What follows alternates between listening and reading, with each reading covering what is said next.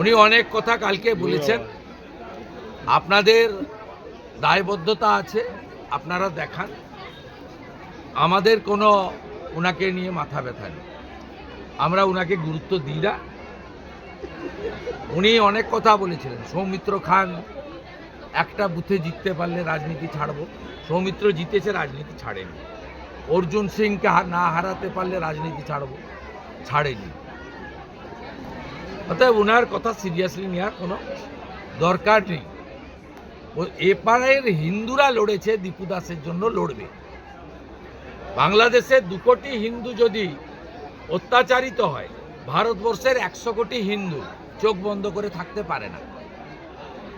গাজার ইহুদিদের জন্য যদি ইসরায়েল লড়ে থাকে, বার্মার রোহিঙ্গা মুসলমানের যদি আশ্রয়স্থল বাংলাদেশ দিয়ে হয়ে থাকে, তাহলে বাংলাদেশের হিন্দুদের জন্য ভারতবর্ষের 100 কোটি হিন্দু কাঁদবে, লড়াই করবে, প্রতিবাদ করবে। বাংলাদেশের মুসলমানরা যদি বাবরি মসজিদের জন্য টাকা দিতে পারে, আমরাও দীপু দাসের বাবার অ্যাকাউন্টে টাকা পাঠাবো। এটাতে বিজেপির কথা নয়, জামাতের কথা নয়, এটা হিন্দুদের বিষয়। আপনি বাংলাদেশ থেকে হুমায়ুন কবিরকে বাবরি মসজিদ বানানোর জন্য টাকা পাঠাতে পারেন, আর আমি শুভেন্দু অধিকারী হিন্দু, আমি ডেপুটি হাই কমিশনের সামনে লড়াই প্রতিবাদ করতে পারি না? আমি দীপুর বাবার সঙ্গে ভিডিও কলে কথা বলতে পারি না? আমি দীপুর বাচ্চাটা, তার বউটা কিভাবে থাকবে, তার বাবা কিভাবে বেঁচে থাকবে, তাকে আমি অর্থ দিতে পারি না?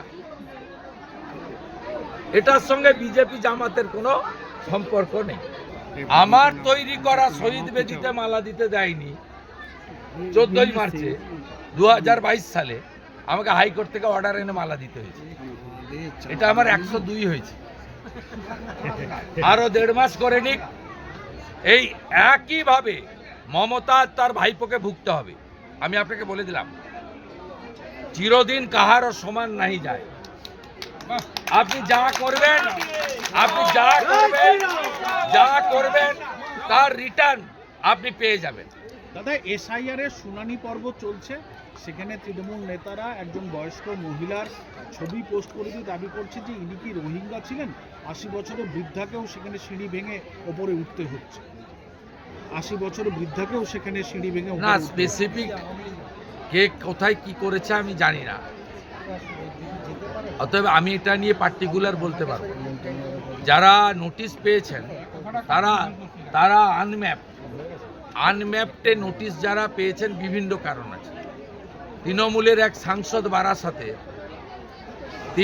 তার পরিবার আনম্যাপ হয়েছে, তিনি অনেক অভিযোগ করছিলেন, বর্তমানে ইলেকশন কমিশন তার উত্তর দিয়ে দিয়েছে। অতএব এটা জেনে বলতে হবে পার্টিকুলার কেস। কিন্তু রোহিঙ্গা বা বাংলাদেশি মুসলমান তারা আনম্যাপেও যেমন আছেন, প্রোজেনি ম্যাপিংয়েও আছেন। সেটা তো খোলেনি ইলেকশন কমিশন, সেটা খুললে তখন বুঝতে পারবেন কে রোহিঙ্গা, আর কে বাংলাদেশি মুসলিম, আর কে ভারতীয়।